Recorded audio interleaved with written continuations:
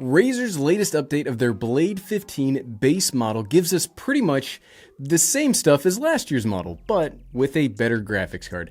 I've owned that previous model for about 6 months now, and honestly, I'm a pretty big fan, especially for the discounts that you can currently get with it. Though those discounts do give this new version a pretty steep hill to climb when it comes to providing a value statement to consumers.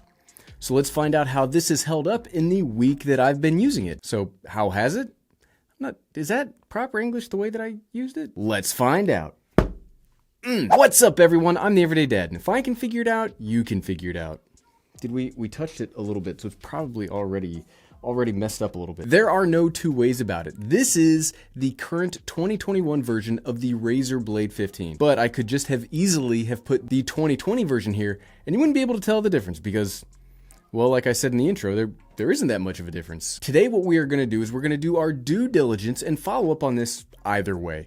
As this is one of my X time later videos, I'm not going to delve too deeply into the specs or the features. There are plenty of other videos that will cover you for that. What we are going to do today is we're going to dive into what I like, what I don't like, and if I would recommend this to you if you are in the market for a gaming laptop. First up, let's talk about the configuration and ordering options of the Razer Blade 15 I've been using if you are new to this model of computer. Unlike a Dell or an Apple product, when you buy a Razer laptop, you don't get one selection and then a bunch of options inside of that to tailor make the package for you.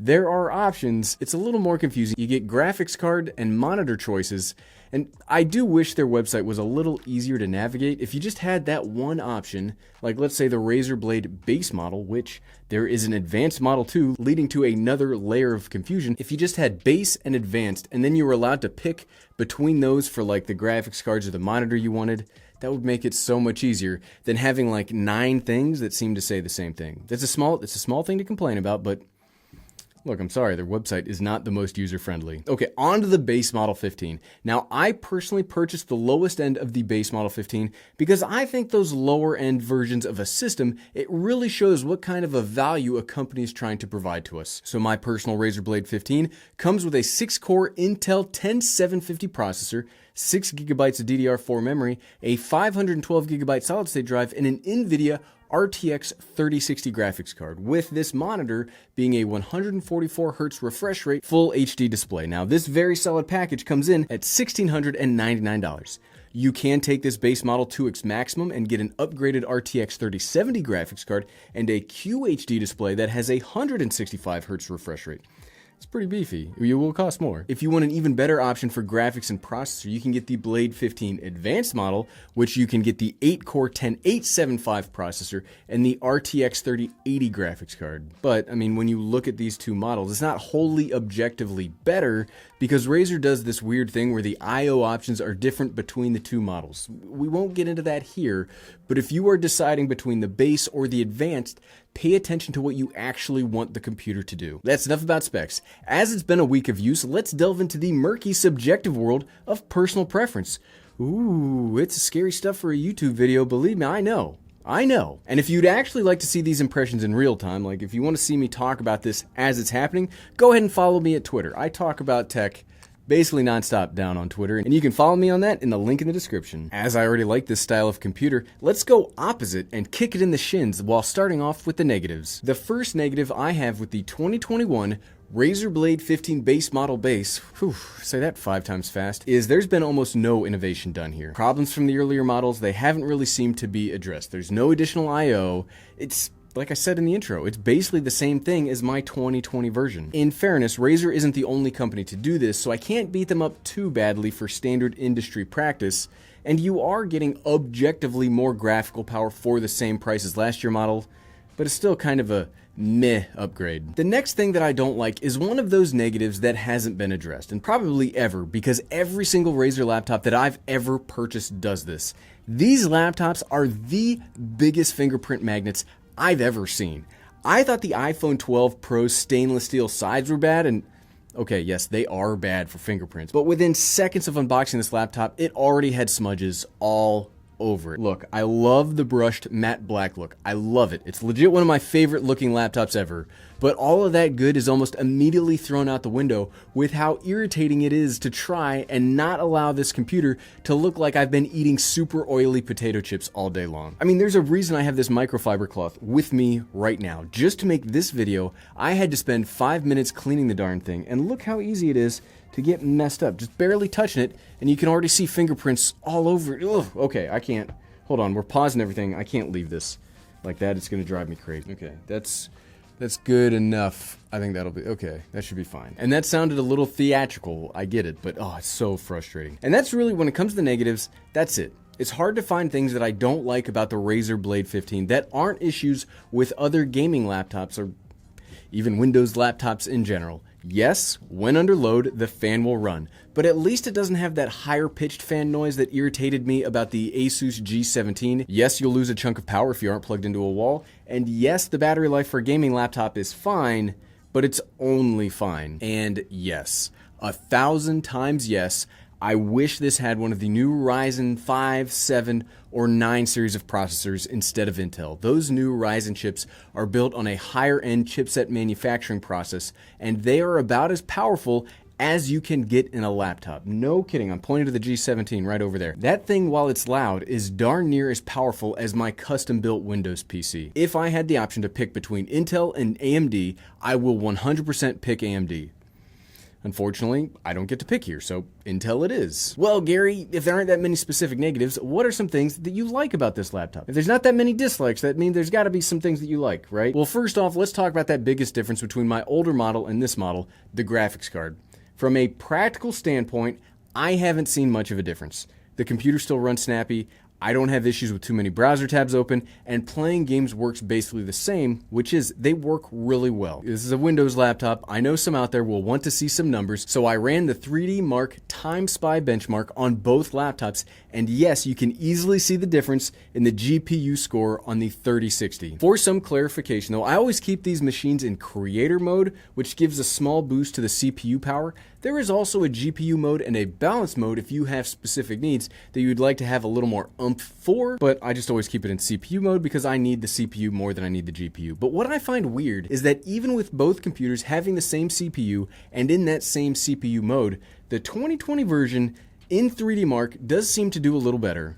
So I had to then try it with a dedicated CPU test, which for this video we ran Cinebench R23. And after running that, comparing the older version versus the newest version, I don't know. Looks like the single core score is better, but the multi-core performance is worse. I'm not a dedicated benchmarker, so I'll leave the actual percentage of difference in power to the professionals. Suffice to say, CPU performance, you won't see much of a difference between the two-year models. But in that practical standpoint, something that's been pretty nice for me about the power of the Razer Blade 15 2021 is it is easily able to run Half-Life Alyx for me, and that's probably the most graphically intense game that I play. It had no issues running in low settings with my Oculus Quest 2 USB-C'd over to the laptop, and I didn't come across any game-breaking glitches or severe frame rate issues. It ran smooth enough for me to get through a couple of levels, and yeah, the head crabs, they're still scary.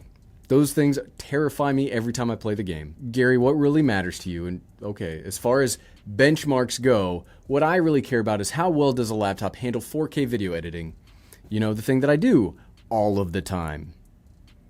All of the time. And thankfully it does really well. When playing back both regular and high efficiency codecs inside of my standard Windows video editor, DaVinci Resolve, I get no slowdowns, no real stutters, and no problems with the footage, which is good and rare for high efficiency codecs in a Windows machine. The benefit here is that unlike Premiere Pro, DaVinci Resolve really takes advantage and mainly uses the graphics card, so any upgrade to the graphics card will have an oversized impact on the performance that I care about. You really see this when it comes to rendering, which this relatively small gaming laptop can maintain a respectable over 60 frames per second in actual file rendered. Or another way to put that is, as I record all of my videos in 30 frames per second, this computer can render 4K video files back at twice real time. And that's, I think of twice real time as like the high bar for video rendering. real-time rendering, so if it were to render 30 frames a second, I mean, that's fine, and that's what my MacBook can do in Resolve. It's way faster in Final Cut, though. When it does it with the same footage, but real-time is just about right. That's what I would say is the bar for a creative laptop. So yes, I think this continues to be a pretty powerful computer, especially for the price. The next thing that I really like is it depends on which lens you're looking at, because it could be a negative in another video, and that's the fan noise. If you're coming from Apple land, especially with these seriously quiet M1 MacBooks, the fan noise here is a huge negative because this has fan noise at all, and that is definitely louder than my Macs, because even though my MacBook Pro 13 has a fan, literally never hear it. But through the Windows lens, I think the fan noise on this computer, it isn't terrible. It exists, but it's more of like a low thrum that ramps up to higher as it needs to, instead of like that Asus G17 that had like a high whine to it, and I consider the high whine to be a little bit distracting. Sure, any gaming laptop will make fan noise. These do have pretty beefy chipsets inside of them, but this one doesn't have it as bad as what I've seen elsewhere. Something else that I've been very happy with is the thermal performance. Now, I don't think I've banged on this drum in a while because we've been talking about the M1 MacBook so much, but thermal performance is absolutely the most important thing for a laptop. Without good thermal performance, you are literally throwing money away from the specs that you aren't getting, but that you have in your laptop. All of Razer machines that I've used thus far have been pretty good when it comes to thermal performance. While this version does have the older heat pipe version of a cooling system, it does pretty well. I do wish, much like the advanced model, that this would have a vapor chamber inside of it, but I guess they do need certain things to differentiate the base from the advanced, but that would have been a nice thing for that year generational gap. But what it has is fully functional. I haven't had any thermal problems or major thermal throttling while doing the tasks like the benchmarks or playing my video games. Now, I wouldn't use this on my lap or in bed like I do with my MacBooks, because you can't really afford to block one of the intakes on these things. You block one of these and you're having a bad day. But if you're primarily going to use it on a table or a desk, no issues. One of the things though, I do think there might be some stock limiting going on here with the processor, which is why it does so well with thermals. So you'll have to decide for yourself if you are willing to accept that to keep the good, cool nature of the computer. I personally am willing to accept that. Plus, I really like that we've objectively increased the graphical power on the laptop without increasing the price. This laptop is the same cost as it was last year with that more powerful graphics chip. I like when brands are able to keep their target market prices while providing more power year over year. So while I would have loved to have seen a new CPU, it is objectively more powerful. And to close it out today, I continue to like the display on here. 144 Hz is a very nice refresh rate if you do want to play video games at the highest speed possible. I also continue to like all of the I/O built into the body of the base model, and the reason that I do continue to get the base model as opposed to the advanced model is the set of I/O on hand here. It's just perfect for me. You do lose out on the SD card and USB-C charging, but you gain Ethernet. Like right here is an Ethernet port, which for somebody like me that does streaming from time to time and uploads very large files to the internet, every other day, having a hardline connection is the absolute best, and I love it when I can get it on a laptop. Okay, that's enough of the small stuff. I won't pad the length of this video out too much. You got stuff to do today, right? I got stuff that I gotta go do. But at the end of the day, so what, right? Should you buy this updated version of the base model Razer Blade 15? I do think this is a good laptop, and I've enjoyed using it over the past week, but I don't know that I'd recommend this over the previous base model 15. You can get the 2020 model with the exact same processor, the same RAM, the same storage, and a still powerful graphics card for almost $300 less. Is the new model more powerful, especially when using programs that demand the fastest graphics card? Yes, absolutely. Is it worth $300? That's something you'll have to answer for yourself, but personally for me, I don't think it's worth $300 extra. Plus, when you open the aperture of what you're looking at, besides just Razer laptops, there are a range of mid-ranged Ryzen laptops that are going to start coming out very soon that might blow this out of the water. And those are going to start coming out right about the spring time frame. Don't get me wrong. I think the Razer Blade 15 is great, and once you put a skin on it, this is a version of a laptop that I used as my only computer for a few months last year, and it's absolutely phenomenal for power and value for dollar. But that's not a novelty anymore. A lot of other brands are also giving us a lot of power and a lot of value for dollar. So Razer's gonna have to pick it up. They really wanna keep their dominance in this market space. And if you like this video and you still wanna buy one of these powerful little laptops, you can check out my unboxing video that will show you my initial impressions combined with, you know what actually comes in the box. You might want to know that, right? And you can find that by clicking right here. Click, click, click, click, click, click, click. I never find that not funny. Thanks for watching.